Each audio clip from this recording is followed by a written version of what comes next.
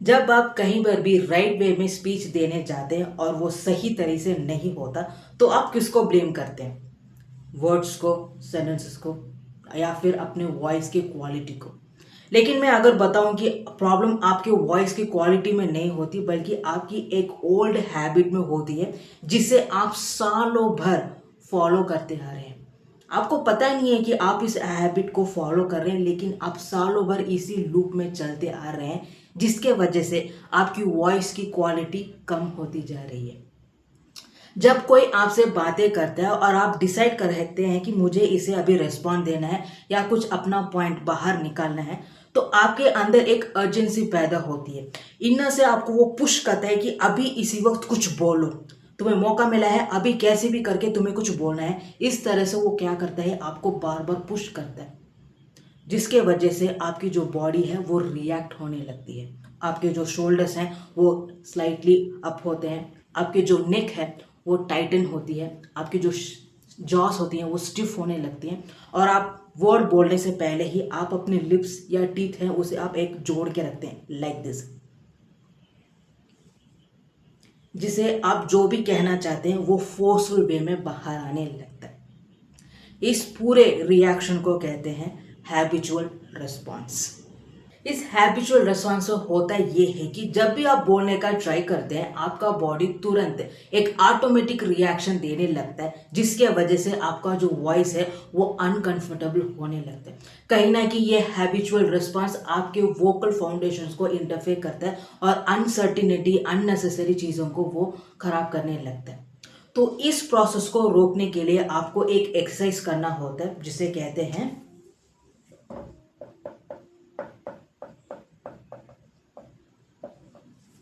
Stopping. मतलब कि आपको खुद को बोलना होता है कि मुझे ये सब रोकना है, मुझे खुद को इन सब चीज़ों को बैलेंस करना है। तो तब जब भी आपको कुछ बोलने का मौका मिलता है या फिर आप डिसाइड करते हैं, तो सबसे पहले आपका जो इनर है वो सबसे पहले अर्ज करेगा कि तुम्हें उस वक्त बोलना है। तो आपको क्या करना है कि आपको मेंटली उन्हें डायरेक्ट करना होता है कि अगर ये अर्जेंसी ऊपर आ रहे हैं तो मुझे इन्हें काम करना है। अपने शोल्डर्स अगर आपके राइज हो रहे हैं तो आपको इसे बैलेंस करना है। आपके जो नेक है वो टाइटन हो रहे हैं ना, तो उसे आप अलो करेंगे, फ्रीली अलो करने की कोशिश करेंगे। आपके जॉस अगर स्टिफ हो रहे हैं ना, तो उसे लूज करने का कोशिश कीजिए, इसे आप डायरेक्ट करेंगे। ऐसा करने से क्या होता है कि थोड़ा थोड़ा करके ही आपका जो बॉडी है वो रिलैक्स होने लगता है, आपकी जो ब्रीथ है ना वो नॉर्मल होने लगती है। मतलब कि जब भी आप नर्वस होते हैं बात करने से पहले, तो आपकी जो ब्रीथिंग होती है वो अबनॉर्मल होती है। मतलब कई बार आप फास्ट में ब्रीथ करने लग जाते हैं, जिसके वजह से आप उसी वे में आप बोलने भी लग जाते हैं। लेकिन जब ये आपकी बॉडी नॉर्मल हो जाती है, रिलैक्स हो जाती है, तो आपकी ब्रीथ भी नॉर्मल लेवल में मेंटेन आने लगती है, और आपकी जो वॉइस है, टोन है, वो सॉफ्ट हो जाती है। जब आपका बॉडी टेंस्ड होता है या फिर नर्वस होता है ना, तो आपकी वॉइस जो है वो शेकी हो जाती है, अनकंफर्टेबल लगती है। आप जो भी वर्ड्स बोलते हैं वो कहीं ना कहीं फोर्सफुल लगते हैं, और आप कहीं ना कहीं आपके वॉइस भी डिफेंसिव लगते हैं, जिसके वजह से आप जो कहना चाहते हैं वो सही तरह से कह नहीं पाते, कहीं ना कहीं वो गड़बड़ हो जाता है। लेकिन जब आप मेंटली आप इन सारी चीज़ों को डायरेक्ट करते हैं, अपने हेड को, अपने नेक को, अपने बैक को, इन सारी चीज़ों को एक बैलेंस करते हैं, इन रिलेशनशिप का, इनका जो रिलेशनशिप है, इन्हें जब बैलेंस करते हैं ना, तो आपका जो वॉइस है, वो टोन है, वो सॉफ्ट हो जाता है।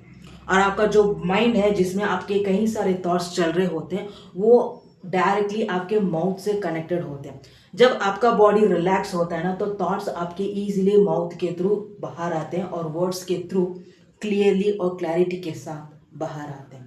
जब आपका बॉडी नर्वस होता है, टेंस होता है, तो आपके माइंड का जो थॉट्स है ना वो कंफ्यूज रहता है, उसे पता नहीं होता है कि मुझे अभी क्या बोलना है।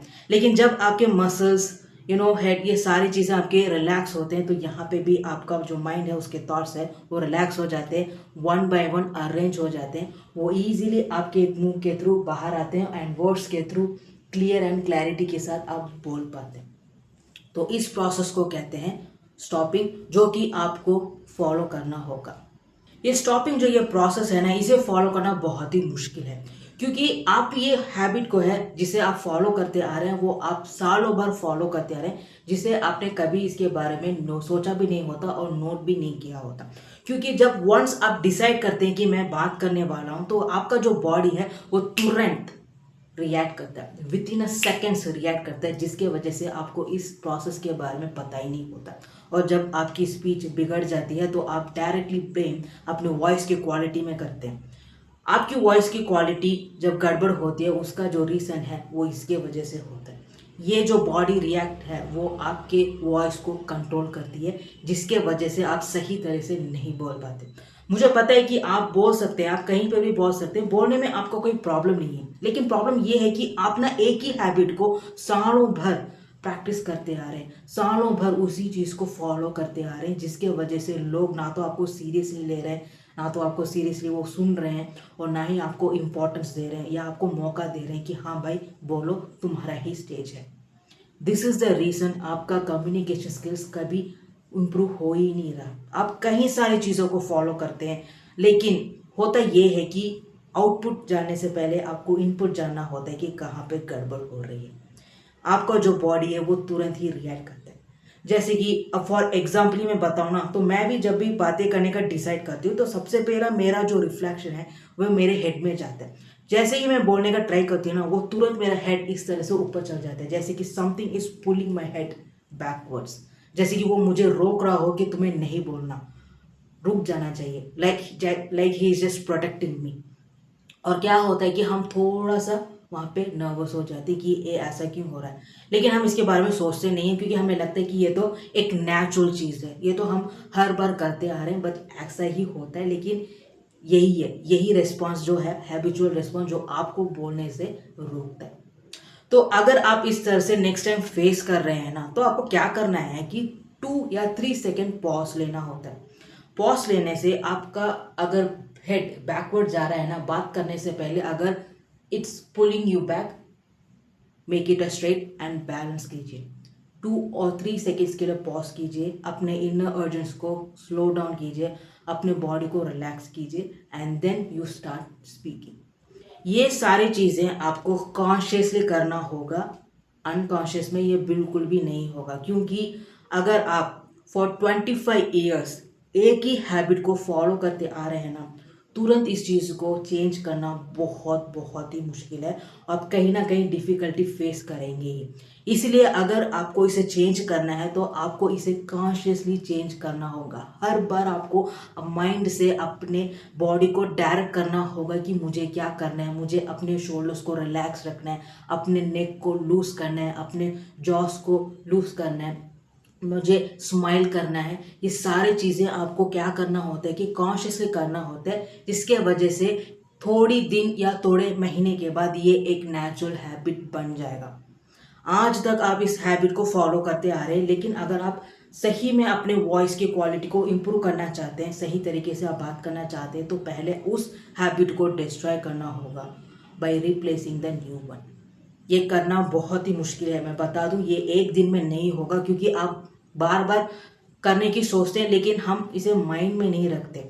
हम सोचते हैं कि आज कर लेंगे, आप एक बार भी करते हैं लेकिन नेक्स्ट डे नहीं कर पाते। तो you have to do it consciously. जितना ज़्यादा आप इंटेंशंस के साथ ये एक्सरसाइज करेंगे, उतना ज़्यादा ही आपका ये हैबिट नेचुरल वे में आगे बढ़ेगा, और आपकी जो वॉइस की क्वालिटी है वो भी बहुत ही इम्प्रूव होते जाएगी। तो before doing this exercise mentally prepare कर लीजिए कि मुझे क्या करना है, and then start directing yourself कि मुझे बॉडी कैसे रिस्पॉन्ड करना है when I start to speak.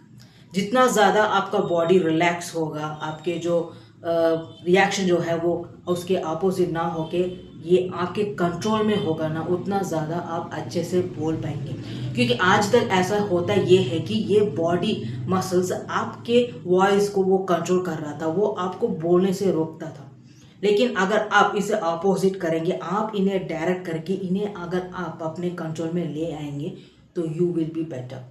पहले ये करने में वो थोड़े डिफेंसिव हो सकते हैं। अगर आप ऐसे करने लग जाएंगे तो पहले आपको ये फेक लगेगा, क्रिंच जैसे लगेगा, आपको लगेगा कि यार मैं सही तो कर रही हूँ क्या नहीं। बट मैं बता दूँ कि जब आप किसी चीज़ से फेमिलियर नहीं होते ना, तो सबसे पहले आपका थॉट यही आता है कि ये फेक है, ये काम नहीं करेगा, मुझे ऐसे छोड़ देना चाहिए। तो वो बार बार आपको ओल्ड हैबिट पे जाने की बोलेगा, कोशिश भी करेगा। लेकिन अगर आप फेमिलियर हो जाएंगे कि हाँ ये हो रहा है, आप कंफर्टेबल फील कर रहे हैं, तो नो प्रॉब्लम। अगर आप इसे कॉन्शियसली फॉलो करने लग जाएंगे तो धीरे धीरे ये बॉडी मसल्स आपको डिफेंड करने में कम हो जाएंगे और आपको फॉलो करने लग जाएंगे। ये दिन भर के प्रैक्टिस से ही आएगा। सो नेक्स्ट टाइम अगर आप बोलने से थोड़ा बहुत गड़बड़ कर रहे हैं तो सबसे पहले आप ये सोचें कि उस टाइम मेरा बॉडी किस तरह से रिएक्ट कर रहा था। अगर बॉडी अगर आपके कहने पे वैसे ही कर रहा था तो आप उसके बाद अपने वॉइस की क्वालिटी में इम्प्रूव कीजिए। लेकिन अगर आप बॉडी रिएक्शन अगर आपके ऑपोजिट हुआ ना तो you have to first direct the body muscles and then you have to come back to the voice quality. इसे यूज़ करना बहुत ही मुश्किल है, मैं अभी बार बार बता दूं, लेकिन ये करना इतना इम्पॉसिबल भी नहीं है, कर सकते हैं। आपको जो भी करना होता है उसे कॉन्शियसली करना होगा। So you just have to do that. देखो, आपका जो कम्युनिकेशन स्किल्स है वो इजीली इम्प्रूव हो सकता है जब आप कुछ ओल्ड हैबिट्स को रिप्लेस करने लग जाएंगे। जब आप इन ओल्ड हैबिट्स को फॉलो करते हैं ना कहीं आपके जो बोलने का तरीका है वो कभी चेंज नहीं होता और शायद इसी के वजह से ही आप अपने कम्युनिकेशन स्किल्स से इम्प्रूव हो ही नहीं रहे हैं। अगर आप इन ओल्ड हैबिट्स को थोड़ा पॉलिश करना चाहते हैं, मोल्ड करना चाहते हैं और इसे बेटर करना चाहते हैं तो इस वीडियो को लाइक कीजिए, शेयर कीजिए और कमेंट में बताइए कि ये एक्सप्लेनेशन आपको कैसा लगा, आपको ये टॉपिक इंटरेस्टिंग लगा कि नहीं, सब कुछ मेंशन कीजिए। और मुझे 1K सब्सक्राइबर्स लाने में हेल्प कीजिए ताकि मैं आपको फ्री रिसोर्सेज देना स्टार्ट भी कर दूँ। See you guys in the next one. Bye.